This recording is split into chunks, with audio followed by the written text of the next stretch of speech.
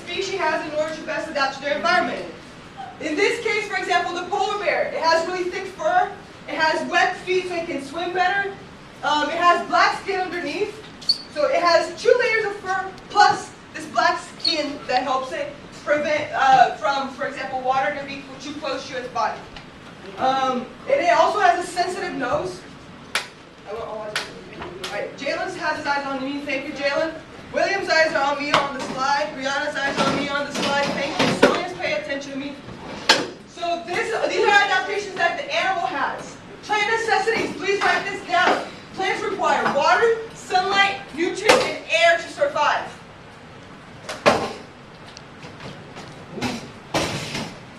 So this is what a plant needs in order to survive. We need food, water, air. Plants need this. They need sunlight and nutrients in order to make their own food. They do photosynthesis. So, all right. You know how to grow plants good? Plants require water, sunlight, nutrients, and air. Yes. You know how to grow plants good? Like, do a good garden? I'm a good gardener. No, not so much. My mom is good. But focus on writing that this time. All right. I'll know you guys have finished writing your notes down because your pencils will be on the desk.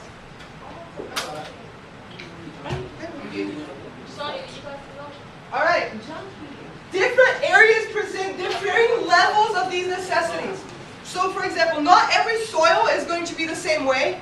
Not every environment is going to have the same level of rain. Plants have adaptations in order to best exist in these environments. What this means is, remember the carnivorous plants we're looking at? In those environments, plants do not have a lot of nutrients.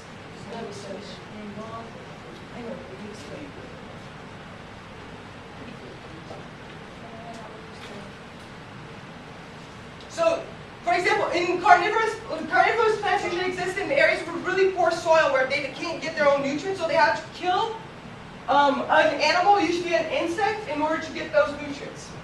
Please write this down. Natural selection. We've already learned this a couple of times, but we need to keep reminding ourselves of what this is.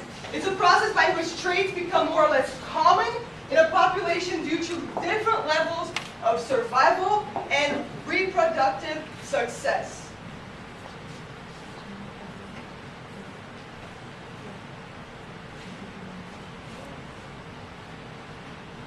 So remember, the example that we use most frequently is those moths. If they're light moths in dark environments, they're going to die, so dark moths are going to become more and more frequent. Now, evolution is basically the accumulation of natural selection. It's the process by which inherited characteristics, so like the traits that you get from your parents, remember the I that we got from like blood types? So it's a change in the characteristics of a population over successive generations. So those moths, in the beginning, they're all light. The environment changed, they became all dark. This didn't happen from night to day. It happened over many generations of moths, where the light moths would die more often than the dark moths. If you're done writing this down, I'll know because you'll have your pencil on the ground, on the desk. So plants also have adaptations. It's not just animals that have adaptations.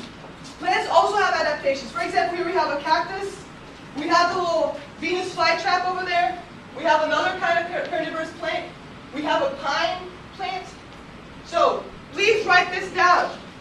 I want you all silently taking notes. They're mine. Well, then you shouldn't have given it to me. I didn't give it to him. Thank you.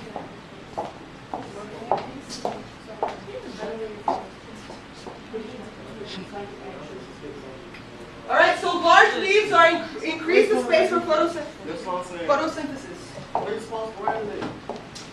There should be a space for you to write that in.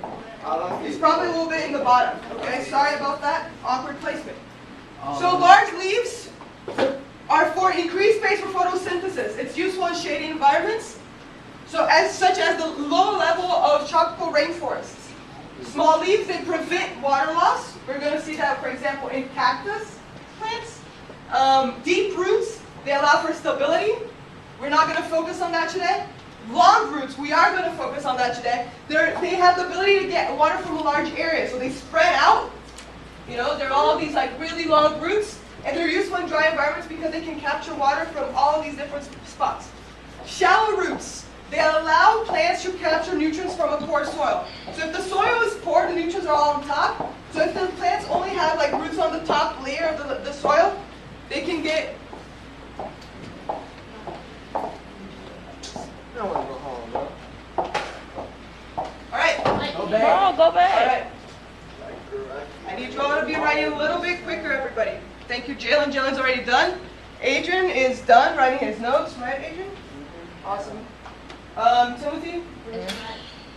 I got it. All right. Michael's done writing his notes down.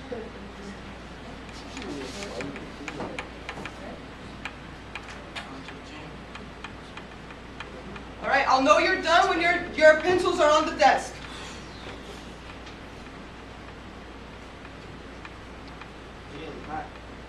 All right. If you didn't catch that, I'll go over with you later. Desert. Everybody kind of knows what a desert is like. It's very hot. It's very dry. Have any of you been to Arizona? Raise your hand if you've been to Arizona or New Mexico. No? I be in Mexico every day. Mexico every day? Alright, well I'm glad you have a nice little day trip to Mexico.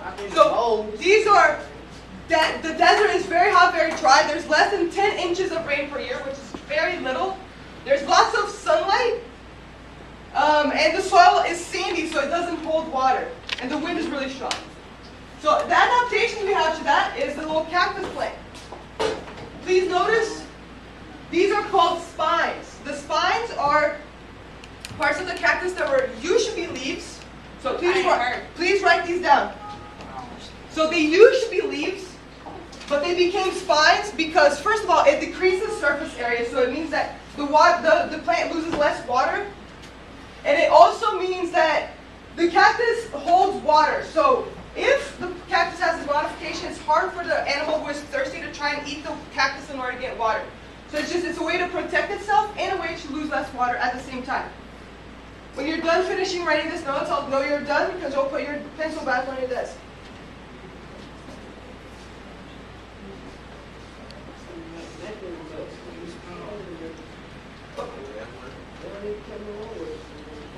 Alright.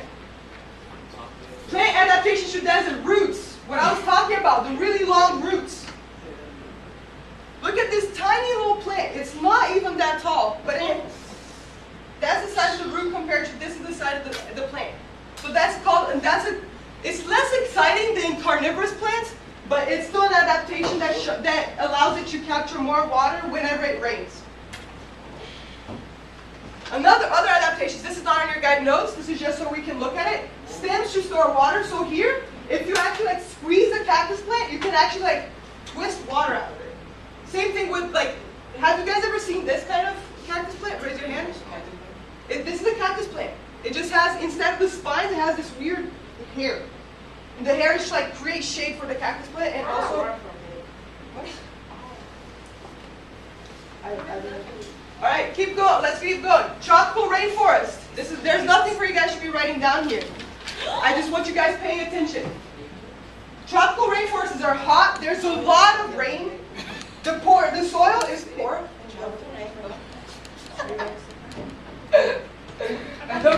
Soil is poor. There's lots of trees, so very little sunshine penetrates to the floor. So you can see over here, there's all these trees. So in the bottom, it's actually really cool. It's really cool. There's not a lot of sunlight. So some of the adaptations that we have for that. Big leaves in order to capture more sunlight and do more photosynthesis.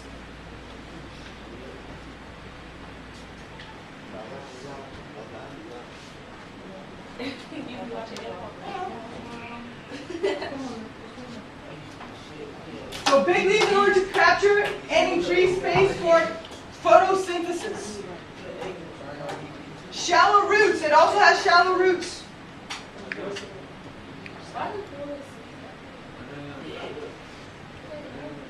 Shallow roots. So you guys see over here, this is a huge tree. It's huge, it's thick. But the roots don't actually go deep. It just stays kind of on the surface because this kind of soil does not have a lot of nutrients. So it has to stay on the surface in order to capture very little nutrients that are on the surface. Other adaptations, this is not on your notes, I just want to point this out. There are waxy surfaces so water doesn't pool on leaves. Have any of you seen, please raise your hand silently, have you ever seen one of these, like something like this happen to a leaf? Yes? So that is an adaptation for environments where it rains a lot. So the water doesn't stick to the plant. Another thing is, very beautiful plants called orchids, for example, are what we call epiphytes. They grow on top of the other plants so it can kind of reach up to the sky. So it's like, if it's in the bottom, it gets no sunlight and it can't do photosynthesis. So it adapts to basically grow on top of another plant in order to reach the sunlight a little bit easier. All right, temperate deciduous forest. There's 4 seasons. This is what we have in Georgia, okay? This is what we have in Georgia. It's hot in the summer and below freezing in winter. There's 30 to 50 inches of rain a year. Please write this down. They have these pretty regular leaves, right? We have these very, like, not funky looking leaves, but what's special about them, what is adapted about them, is the fact that they fall off during the winter. So they fall off during the winter. This is because they take up a lot of energy. So when you drop them off, you waste less energy. And also because when it snows, I know it doesn't snow very much in Georgia, but when it snows, it weighs a lot. So if the tree has a lot of leaves, it's going to break apart. I'll know you're done when you have your pencil back on the desk.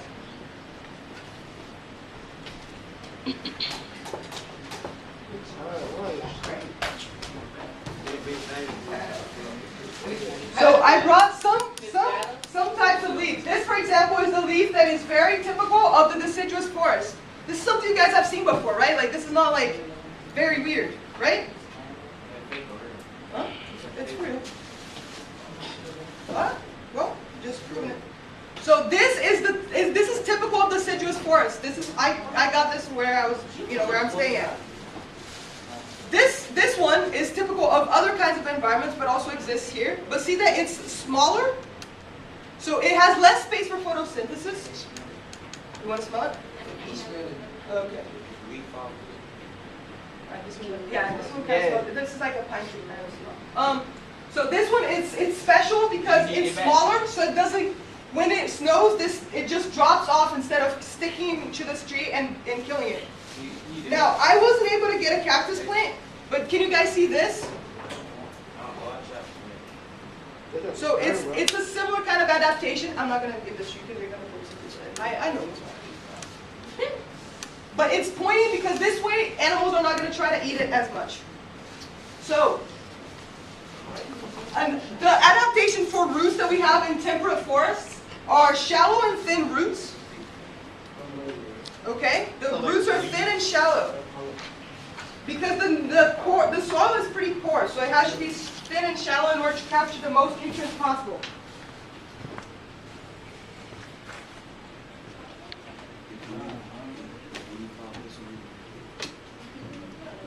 Writing it down? You have that? Awesome. Thank you. Now, other adaptations. Look at how thick that bark is. When it gets cold, we need our little sweaters. Plants don't get to wear sweaters. So what the plant wears is really thick bark. Now, tundra. This is something we're going to figure out together. This is not on your guided notes. It's cold all year round. This is in the upper parts of Canada. It's permanently frozen. So if it was a cold environment, what kind of plants do you guys think would grow in a cold environment? Big plants or small plants? Very small plants, right? Small. What color do you guys think it would be? Just green? Or do you think they would get like creative with their colors? White? Okay, we have white plants. What else? What other kind of plants do you guys think we would have? White. What is the color that absorbs the most light? No, green, actually black. So we have some plants that are black, so they can absorb more light. The size of the roots, do you think they're gonna have really thin, like really long roots, or very small roots? Big long roots. These are in the cold. The soil is frozen, right? Stanley, the soil is frozen, right? Yes, I gotta go. So do you think that they're gonna be able to? But do you think they're gonna be able to dig in this frozen soil? Have you tried to like shovel when it's snowy? It's kind of rough. So no, the size of the roots is not actually long. They're very small. Do you think they would have that kind of weird hair that cactus had? Please raise your hand. No. No? Why not? Because it's making Okay, it's for light. But what else can hair do? What else does hair I'll do? keep you warm. It keeps you warm. So if it's cold, do you think that it's gonna have hair or not? Made it. Maybe, right? Probably. Some of them will. And do you think that they're gonna stay close together, or are they gonna stay apart from each other? If it's cold, what do penguins do when it's cold? Raise your hand, please. Darius, what do? Swing. They stay together, right? They keep warm. They like huddle together. They don't let the wind hit all of them. So that's the same thing with these plants. So here, for example, you see there's no tall plants. This is called the tundra. There's no tall plants.